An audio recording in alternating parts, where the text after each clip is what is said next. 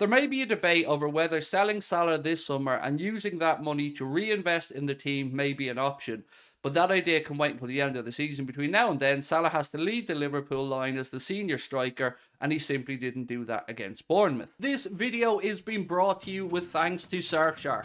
Surfshark is an app or browser extension that allows you to browse websites in other countries and keep you safe and secure from hackers. Surfshark allows you to virtually travel the world with just the tap of a finger. As an example, we here in Ireland can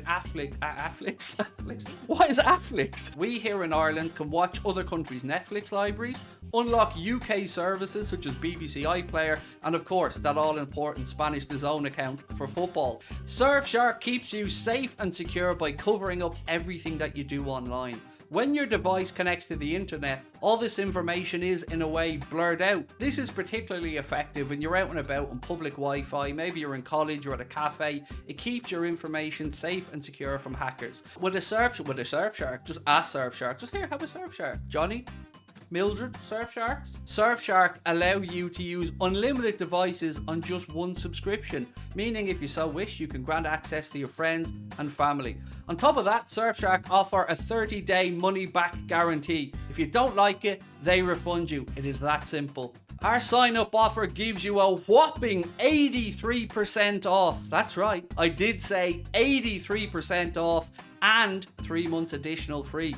Simply scan the QR code on your screen right now or use the link in the description, putting in the code Anfield Agenda at checkout. What is up, my friends? It is Sunday night and you are very welcome along to the late night agenda. As you can guess from the title of tonight's video, the main topic I'm going to be speaking about is the possibility of a Mohamed Salah sale in the summer.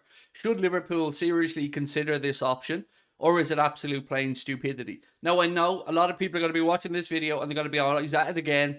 This lad's moaning again. It isn't me. This isn't my suggestion. I just thought I'd react to it. It's a suggestion from John Aldridge. So do let me know your thoughts, my friends, in the comment section. Of course, drop a like on the video if you enjoy it. And please do hit that subscribe button.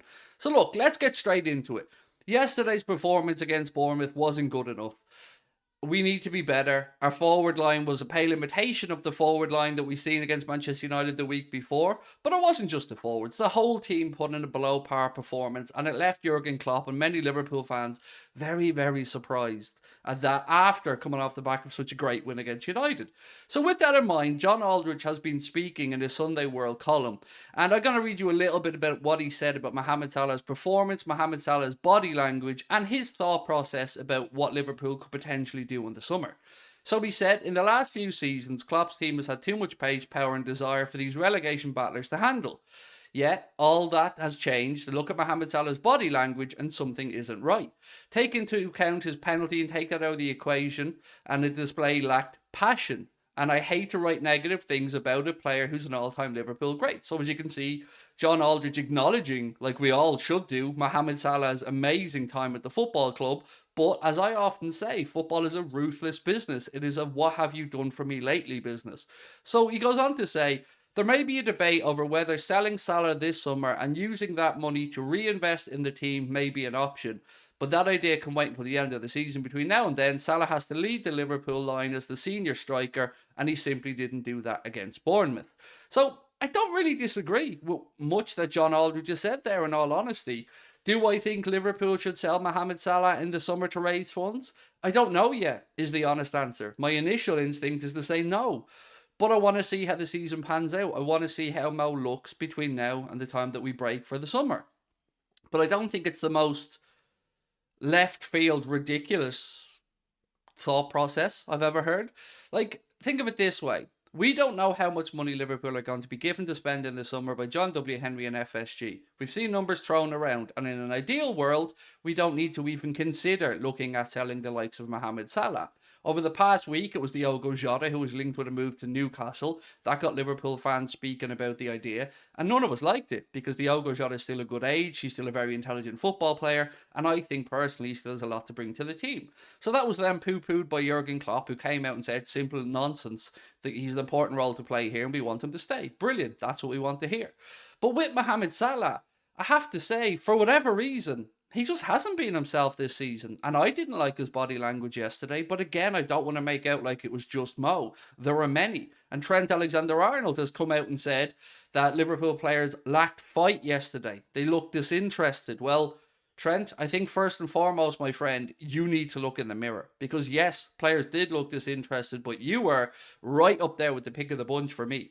I love Trent Alexander-Arnold. There's no denying the guy's skill, the guy's ability to cross and pass footballs is absolutely unparalleled. But I don't know where we should be playing him because I can't sit here with a good conscience and say it doesn't worry me when he's at right back. Sometimes, if we're controlling a game, if we're penning a team in, great, I feel a lot more comfortable about it. But it is no accident that teams keep going down our right-hand side, their left-hand side, and targeting the space that Trent leaves there. Jordan Henderson usually pops into cover, but ultimately it is the area where teams look to play long balls over the top and try and get in behind us.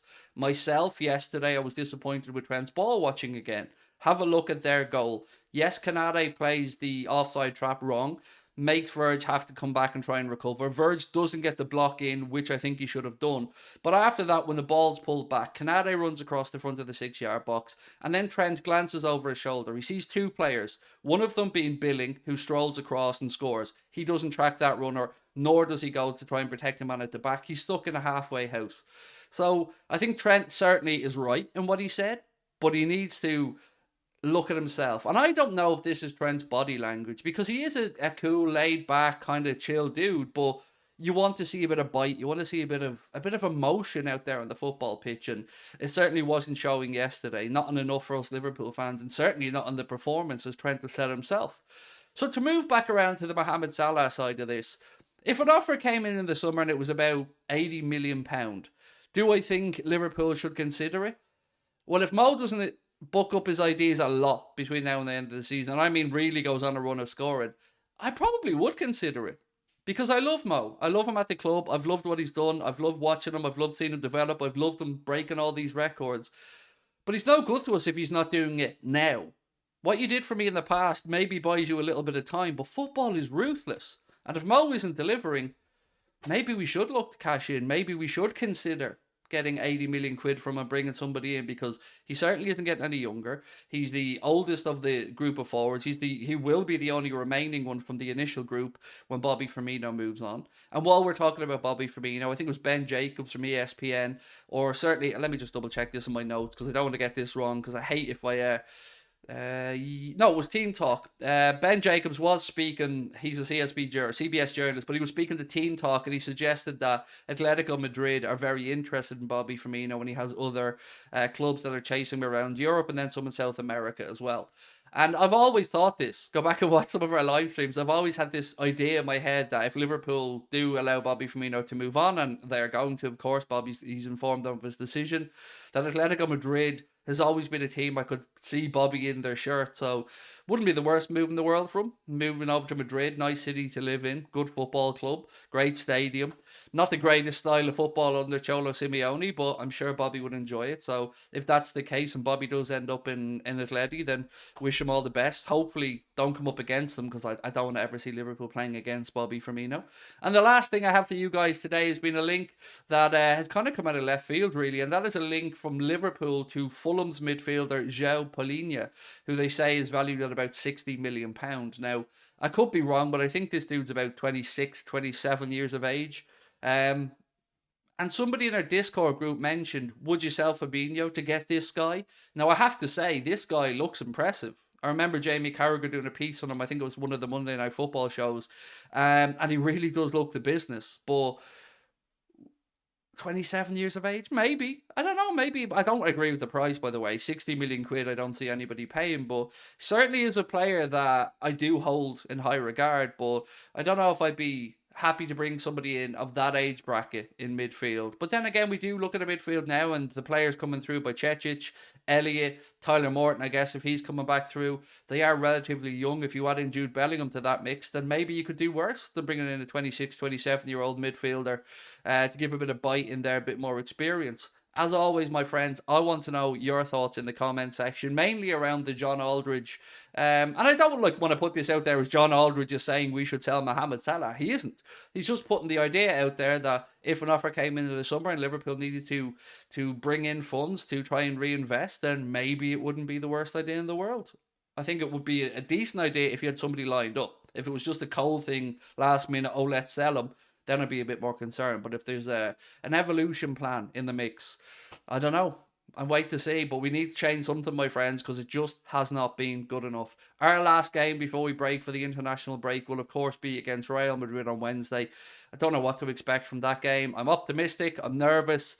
I don't know what Liverpool's going to show up. So it's over to you now, my friends. I look forward to reading your comments. Thank you very much for your time as always. Do hit that subscribe button, and I will talk to you soon. Enjoy your Sunday. Bye-bye.